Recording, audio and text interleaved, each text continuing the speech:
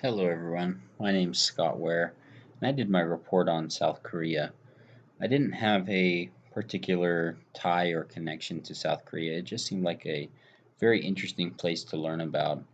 So I did my report on it, and I actually learned quite a bit of interesting things. The first thing I learned was that it's a very competitive environment. The generation growing up today has a lot of pressure on them to study hard, work hard, and then grow up to work for a big company so that they can be successful. In fact, they have a tradition in South Korea that when a child turns one, they will set the child at a table with um, just a variety of different items on the table, like a string or a keyboard or money.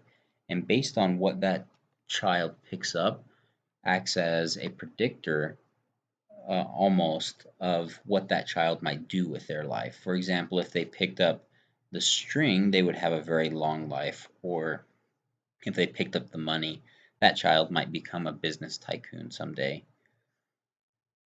They also have a very strong hierarchy. Um, your social status is highly affected by your career status and what you were able to achieve in your career. It's customary when you go into a business meeting that you greet the highest ranking individual first, such as the CEO, and then you continue by greeting the most elderly person in the room after that.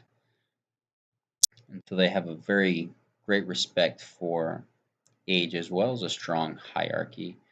They also build relationships much differently than we do. They don't want to rush into doing business. Instead, they would much rather go out to dinner with you a few times, maybe go and do some other informal activities and get to know you personally and as an individual. And then after they've gained a personal relationship with you and that trust, then they would like to go and do business. And these informal activities shouldn't be confused as opportunities to discuss business. They genuinely are wanting to get to know you as a person and then later bring up business. They don't want to mix the two together. There's one South Korea businessman that I was particularly fascinated by. Mr. Chung was the founder of Hyundai, which is best known for their cars that they manufacture now, but it started out actually as a shipbuilding company. He had nothing. Um, he but he traveled across Europe when he saw an opportunity to start building ships shortly after World War II. So he traveled around Europe in search of a customer who would buy ships, and he got a business um, customer when he went to the Greeks, and they agreed that they would buy ships from him if he was indeed able to make them. And at this time, he didn't own a shipbuilding factory, he didn't have anything like that. So he took this order from the Greeks, traveled to London, where he then convinced the Barclays Bank to give him the funds he needed to build a ship factory to fulfill his order to the Greeks. And then that's how it got started. And now they are some of the biggest shipbuilders in the world. Mr. Chung is a great example of a very dedicated individual to their career and very opportunistic, where if they see an opportunity, they're willing to take risks to achieve success because that's how much they value success. Um, there's a phrase called pali pali, where it means to hurry, hurry.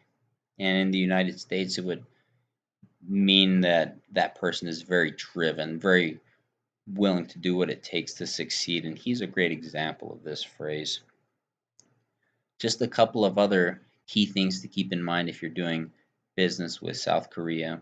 Business cards are essential, um, and you should receive them almost as if you would receive a gift, where they give you their business card and you take a moment to read over it, um, and give them some just dedicated attention before you just put it in your pocket. They also bow quite often in their culture, where the junior individual will bow to the senior individual as a greeting, and then the senior individual will respond with a bow but less accentuated.